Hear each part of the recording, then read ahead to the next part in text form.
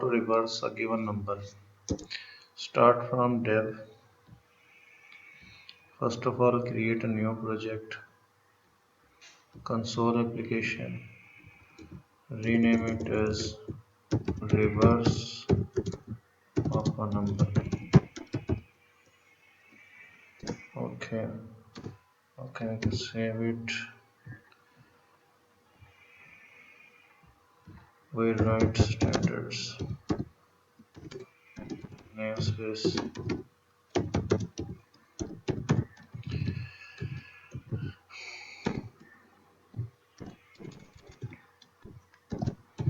Actually, a number, let's suppose 245, is a combination of digits. Here is 2, 4 and 5 are digits. If we want to try it inverse, 245 will be equal to 542 in inverse. So let us start. First of all, we will have a number that we will take as input and reverse, where we will save the reverse of the number and remainder. We will collect remainder of the given numbers. First of all, let's suppose if we write here, we get last digit of the 245, then we will say that 245 modulus 10, then we will get 5 as remainder. So that R is for remainder and reverse. We will took the number while it is greater than 0. Okay, what we will have to do, we will have, first of all, we will also assign reverse as 0. We will have to do collect the remainder respectively, num modulus 10, and then reverse is equal to remainder plus reverse multiply by 10. What's the logic behind this statement? Because base of decimal is 10, so we are multiplying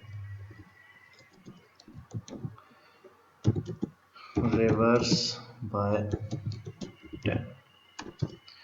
Okay, now what we will have to do, we will have to reduce the number by last digit. N is equal to num is equal to num divided by 10.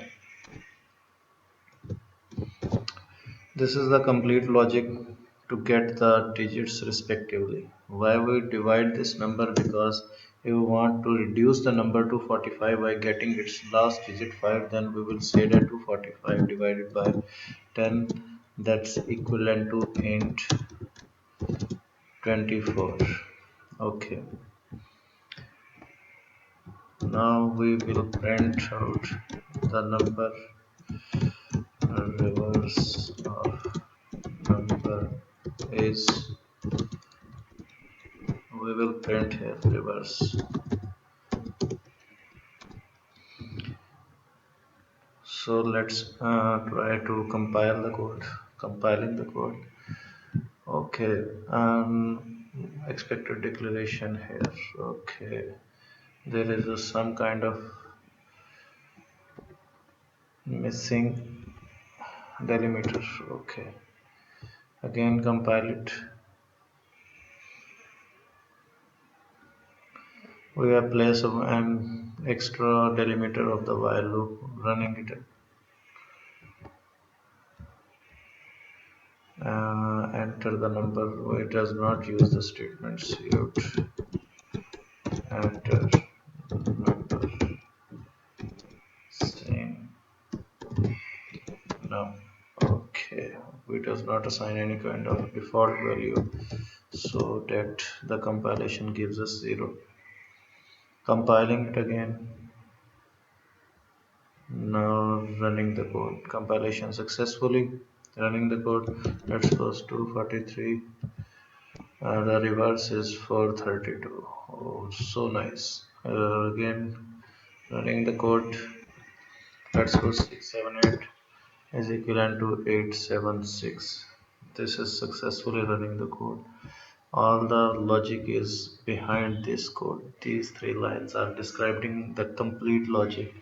First of all, we will have to get remainder or last digit from number, and the second line is getting the reverse incremented by the number, and this line is used to reduce the number by last digit. The number will be printed here. Save it. Okay.